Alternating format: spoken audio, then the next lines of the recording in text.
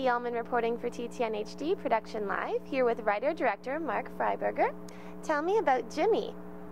Jimmy is my newest film.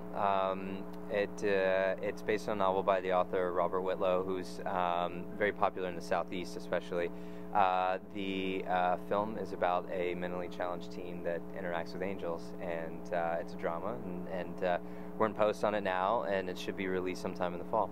How did you get involved in the project? A good friend of mine, Gary Wheeler, who is also a producer and a writer-director as well, he's been doing a couple of these Robert Whitlow novel adaptations over the last few years, and they've been releasing all these films through Fox, and Gary brought me on board a few years ago after he saw my first film, Dog Days of Summer, and thought that Jimmy would be kind of a nice next film for me to do after that. So we developed that, worked on the script, and then once we finished the trial, we started raising the money for Jimmy, and then we just made that film this fall. So, yeah. You had a really strong start in the business with Dog Days of Summer. What inspired you to become a filmmaker? Oh man, actually when I was 14, when I was a little kid, I thought I wanted to be an actor, and I got on the set of my very first film when I was 14, which was The Rage, Carrie 2, and I just remember being on set there for about 5 days as an extra, and falling in love with the whole process, everything behind the scenes, and I was like, I don't want to do this acting thing. I want to be a filmmaker instead. So after that, I just really started learning and doing everything I could to follow that path, and then ended up going to school at the North Carolina School of the Arts, or film school, for 4 years, and things sort of took off from there. How do you go about finding projects?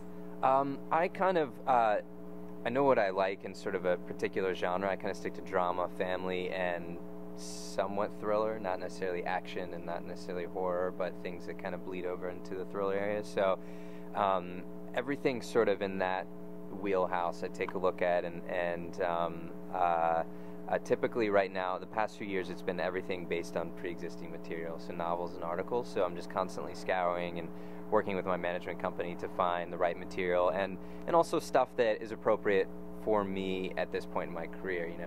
I'm obviously still been doing these indies, and I'm not going to be stepping out and doing a $60 million film tomorrow. So we find things that are within reason, building towards that goal of eventually doing much larger movies based on novels and pre-existing material. So, what advice would you give to upcoming filmmakers? Oh man, be prepared to work very hard. It never ends, and just realize that it's a marathon. It's not a sprint, and it takes a while to get where you want to go. And I think just have patience and learn everything you can, about the business, about your craft, and if you're not in love with it, just don't do it, because it's not worth it. You really need to be in love with this business, I think, and the art itself. So otherwise, I'd say you can make good money doing other things with a lot less stress, so go for it. And what's the best place to check out your work online? Netflix. You can get my last couple movies on Netflix, and pretty much anywhere else online where you can iTunes, where you can download movies. I think the blockbusters that still do exist, video stores like that. My last few movies are there as well. So, and Jimmy will be released sometime this fall. I think this one actually is going to have a decent theatrical release, so we'll see. So you may be able to catch that one in theaters, not just if you're in LA or New York. So. Yeah.